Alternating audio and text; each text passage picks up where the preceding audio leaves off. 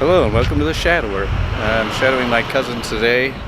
He said he does something like mascot suit design, so I guess we'll see what that's all about. Hey. Drew. How's it going?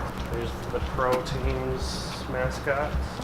We can't show those without Oh yeah, without somebody wearing it. Oh right. Because it kills the illusion and the teams don't like that. That makes sense. They can actually get really mad at it. So I work back here. I'm gonna take a bunch of pictures. So that's where you do the photo shoots of mascot costumes? Yeah. It's so this is the workshop area where we'll do all sorts of random this is where we cast and mold latex molds for the masks, usually for face. Wow, dang. So what's this place called? Alinco Costumes? Alinco Costumes. Yeah. My job's kind of the start of the process. Oh, these are all the eyes you put in them? Yeah, there's a bunch of different eyes. It's pretty cool to show off those things. Is it hard to see out of the masks? Some of them. some are way better than others. It depends on the mask. Airbrush and whole area here.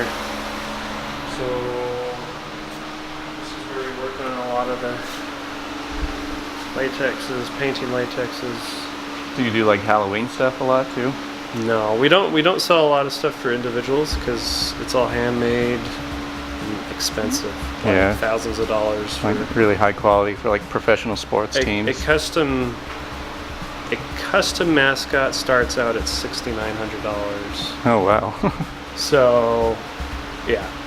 And then like it usually goes up with the more complicated the suit is. Yeah. And my office is unfortunately a mess. But at least it's air conditioned. Do you use Illustrator to do the designs on these? I use mostly Photoshop. Oh.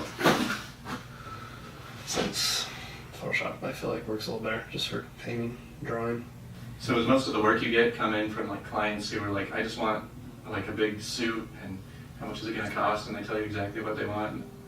Yeah, so usually they'll send an email to the company, to my boss, or just to the company in general, saying that they need a mascot.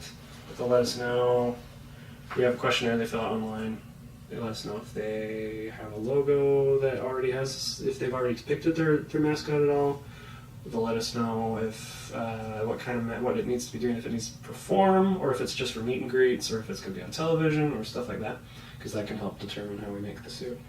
Because if it's somebody's going to be doing backflips and running around in it, you need to be more careful about vision and about comfort than be more flexible. Something that somebody's going to stand in for an hour, greeting people and. So is it more difficult to design them when they're more flexible and that kind of thing? No, well, sometimes. Like sometimes people will want a mascot, and they're going to be performing them. Yet they'll have something that's half designed that vision will be very difficult. Like they'll have a character that doesn't have a mouth that'll work. Or, usually we do the vision out of the mouths because that makes sense. Yeah, because the eyes are too big and far apart. Or or if the head's too big, usually the eyes are up above where you're looking out. Or the eyes if it's a smaller head.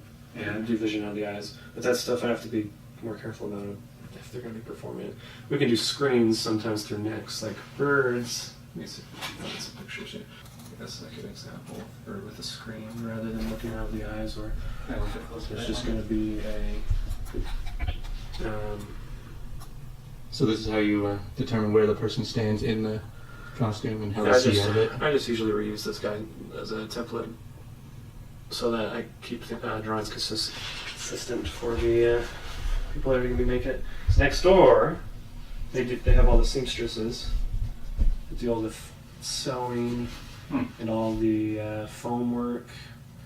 So how many people go into putting together a whole thing? So my boss is in charge of marketing and stuff. He works with me to come up with a design that the client's happy with. I will spend a couple hours drawing up design. We send it back and forth until they're happy. Then he bids it out to them, tells them how much it's going to cost. They get the process started if they like it. Often they pay half down first, and then they'll pay half down when it's ready to ship. The rest, Then it'll move over to production. They'll let the client know about how long it'll take. And then we get started on actually making it. Then you've got, for customs, it's often about 2 people next door that help with that work on all the sewing. Maybe a third person if you've got a lot of foam work. And you always have a third person, I guess, that does foam. Usually the people that sew don't do the foam, so you've got somebody who knows what they're doing with the foam for cutting and gluing foam. So that's already about 5 people. And then if we need to do a latex face, which is often the case, like this beak would obviously be latex would make sense because you'd want it to be harder, but not hard and not heavy. Yeah. The latex works really well for that. So we would have probably a sculptor that we usually hire out. We usually just have a freelance sculptor that will have them sculpt for my drawings. I'll usually do a side view and a front view for them as well. I actually probably do about three custom drawings every day. Wow, you have that many customers? Scratch, believe it or not. Yeah. So that ebbs and flows, Right. depending on the year. And schools will want stuff about now. Yeah, Usually it's getting late for schools to be able to get there. Yeah. There's stuff done before school starts back up. At the end of the summer. But yeah, we do stuff all over the whole country, let alone sometimes we do stuff internationally. Oh, wow. So for such a small niche shop in the middle of Salt Lake City, Are there a lot of competitors like this around the country? there's not a lot, no. I mean, if people are outsourcing all the way out here from other states, then there's probably not a lot of other... There's not a lot of competition. We've got, I don't know fully, but there's a big Canadian one we compete with, and there's 1 or 2 other companies in the U.S. But other than that, our other big competition is just mothers making stuff in their garage, or at their house. Yeah, just hobbyists. Yeah, hobbyists. Yeah, since it's such a niche. So how did you end up finding this job? I just lucked out with I was looking for a job and found an ad online. Applied. Yeah, that's how you usually find the random ones. But Yeah. you're all into like art and stuff. Yeah. I mean, it was this very specific job. I'm actually surprised. For however many different things I do here, I'm more of an illustrator. You have less people that do illustrating. Most artists are graphic designers, I'd say. And most of what I do is not something most graphic designers could do. And then on top of that, I do have to do graphic design stuff as well. And then on top of that, I've got to actually do some production stuff with running machines. So I'm surprised. Yeah, so I mean, with your skills, like, do you need to have a degree or anything, or do they just want to see your work? They just want to see my work. Actually, before they hired me on full time, they sent me a couple jobs to see if I could do those first, just to sketch it out and freelance. see how well you can Yeah, do. and then they loved my work and wanted me to come in. So, Yeah, how many different types of art jobs are there if you're good at just drawing? And... oh boy. So in the world of actually having a job of doing art, there's what I'd call 2 main different groups of artists. You've got your fine artists and you've got your graphic designers or commercial artists. Yeah. So you've got your fine artists that are selling artwork that they make at home, paintings, sculptures, Yeah. art for art's sake. People just sell their art. That they want to, usually they'll try to sell it through a gallery or online. But then you've got commercial artists that will work directly with companies. And then most commercial artists are doing things like graphic design, where they're making logos, or they're making web design, that UI stuff, or they're working on ads and commercials, billboards, stuff like that.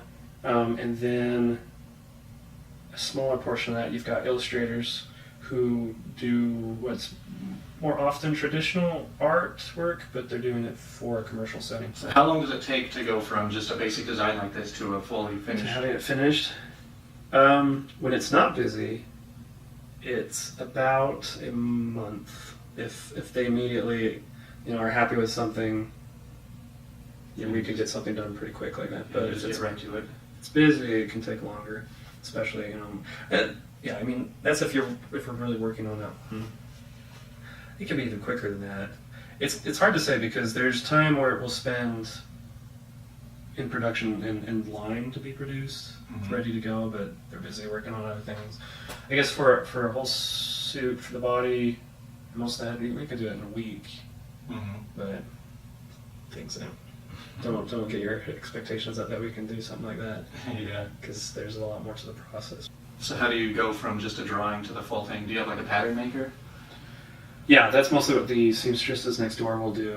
They do a lot of that work. They've already figured out most of their patterns for general suits and stuff, but they'll modify patterns and make their own patterns for different things. For the heads, which are often the most different aspects from costume to costume, will often, like I said, work with a sculpting that we can take, and then you can figure out patterns from that. The foam worker lady is really good at that. She can figure out how to make the general shapes and everything from scratch. It's pretty impressive.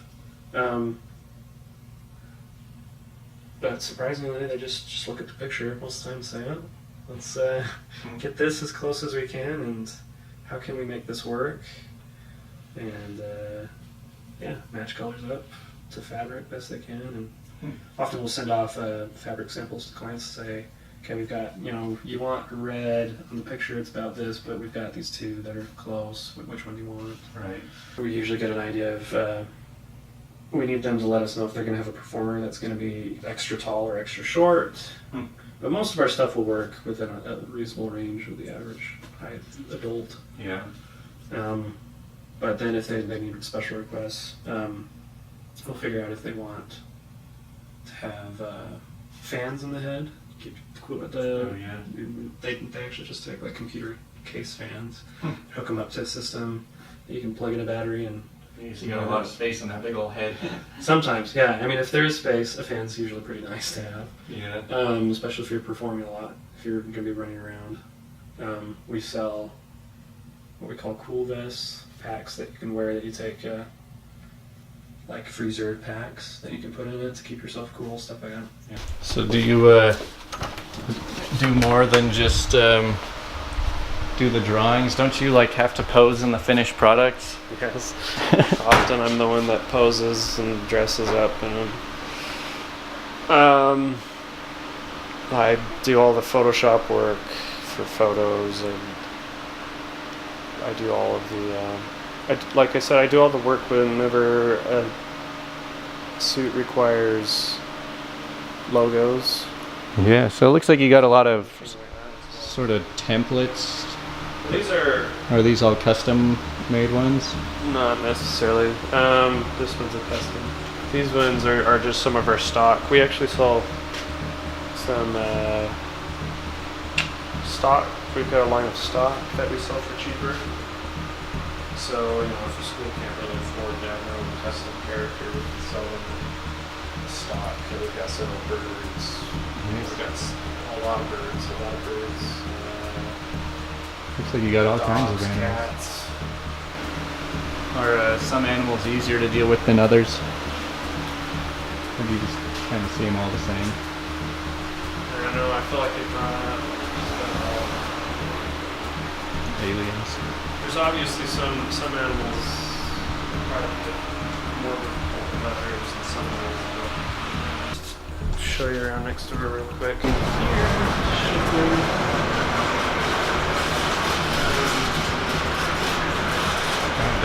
Stuff's getting ready to be shipped off here.